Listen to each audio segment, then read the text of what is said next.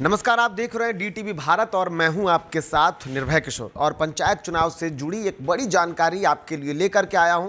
लगातार लोग ये सवाल कर रहे थे और उन सवालों के जवाब जो है वो हम आपको देने की पूरी कोशिश कर रहे हैं। इसके साथ साथ डीटीवी भारत पर रोज शाम 5 बजे आप महापंचायत का महासंग्राम कार्यक्रम में शामिल हो सकते हैं और अपना सवाल हमसे पूछ सकते हैं, जिसके लिए बज़ाब्ते आप फ़ोन कर सकते हैं या फिर व्हाट्सएप और कमेंट के माध्यम से जो भी अगर आप सवाल पूछेंगे उसका जवाब आपको हम जितनी जानकारी होगी देने की पूरी कोशिश करेंगे। साथ ही साथ एक्सपर्ट से भी हम जानकारी आप तक साझा करने की कोशिश करेंगे। इसके साथ साथ रिपोर्ट कार्ड भी दिखाएंगे, लेकिन जो जानकारियां हैं और लगातार वो जानकारी आपको चाहिए तो हम बीच बीच में लेते आएंगे। और आज सबसे बड़ा सवाल है, दो ऐसे सवाल हैं जो लगातार इसको लेकर के लोग हमसे पूछ रहे हैं। सवाल पहला कि क्या अगर हमने कोरोना का वैक्सीन नहीं लिया होगा तो हम चुनाव नहीं लड़ सकते। साथ ही साथ दूसरा जो सवाल है वो सवाल ये है कि क्या 2 से अधिक जिनको बच्चे होंगे तो वो पंचायत चुनाव नहीं लड़ सकते। एलीट इंस्टीट्यूट, अगर आपके अंदर चाह है तो एलीट आपकी राह है। आईआईटी हो या मेडिकल, आप चाहते हैं अपने आप को उत्कृष्ट दिखाना, आप चाहते हैं खुद को एक आईआईटीएन के रूप में दिखना या मेडिकल के क्षेत्र में आगे बढ़ना, तो एलीट आपके लिए एक बहुत बड़ी ताकत के साथ आपके सामने है। आइए, खुलिए, बढ़िए, पहुंचिए। Elite institute. तो पहला सवाल जो है कोरोना वैक्सीन को लेकर के, उसका जवाब ये है कि अब तक पंचायत चुनाव अधिनियम 2006 है उसमें कोई संशोधन नहीं किया गया है और जब तक उसमें संशोधन नहीं किया जाता है कोई नए नियम लागू नहीं किए जाएंगे।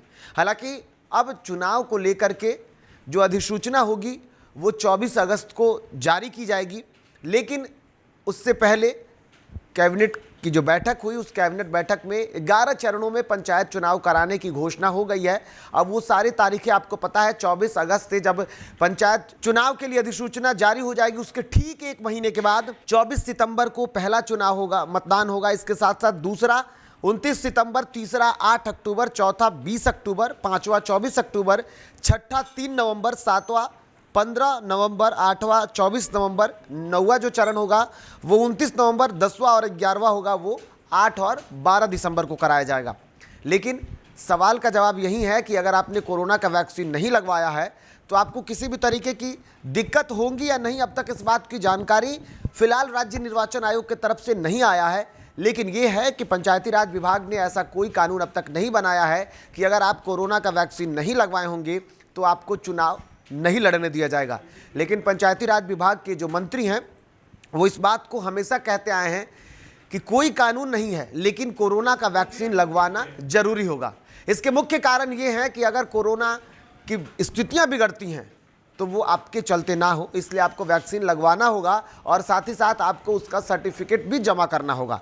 लेकिन अभी आने वाले दिनों में जब नामांकन की प्रक्रिया शुरू होगी उस वक्त क्या कुछ परिवर्तन होता है, क्या वैक्सीन लगवाना और उसके बाद उसका सर्टिफिकेट जमा करना ये ज़रूरी हो जाएगा, इस बात की जानकारी हम आपको आगे आने वाले दिनों में देंगे जैसे ही हमें जानकारी मिलेगी।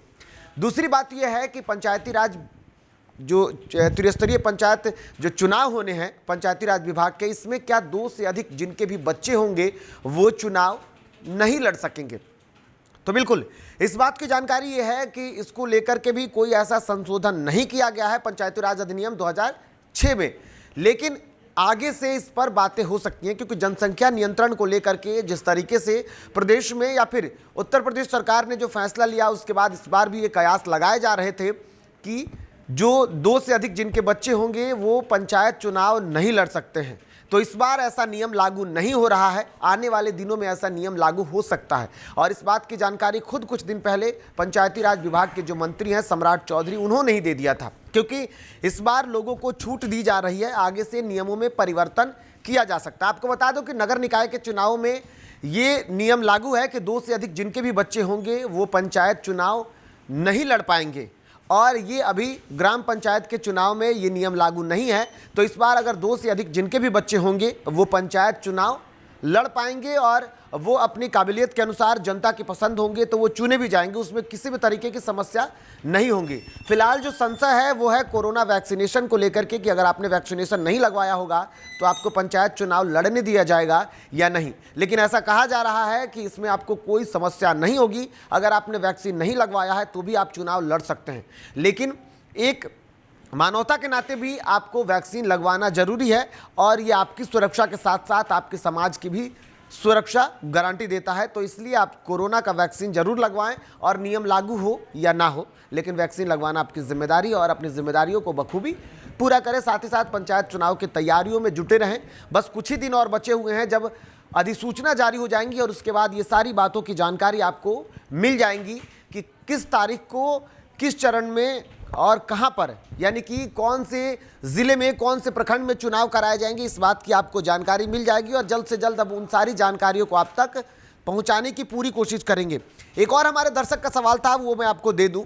दरअसल एक दर्शक थे, उन्होंने ये सवाल किया था हमसे, उनकी पत्नी प्रेग्नेंट हैं और उन्होंने कोरोना का वैक्सीन नहीं लिया हुआ है, तो क्या वो चुनाव लड़ सकती हैं कि नहीं। बिल्कुल, इसके लिए अगर नियम लागू होते हैं तो भी उसमें कुछ संशोधन की बातें होंगी, उसमें कुछ राहत की बातें होंगी कि आखिर में किस कारण से उन्होंने वैक्सीन नहीं लिया है। तो इस बात का जवाब हमने पहले भी दे दिया था, लेकिन अपने एक अन्य वीडियो में हमने देखा था कि उनका एक बार फिर से सवाल आया था कि हमारे सवालों का जवाब आप जरूर दें सर, कि अब तक उन्होंने वैक्सीन नहीं लिया है और वो चुनाव लड़ने वाली है इस बार, तो वो चुनाव लड़ेंगी या नहीं।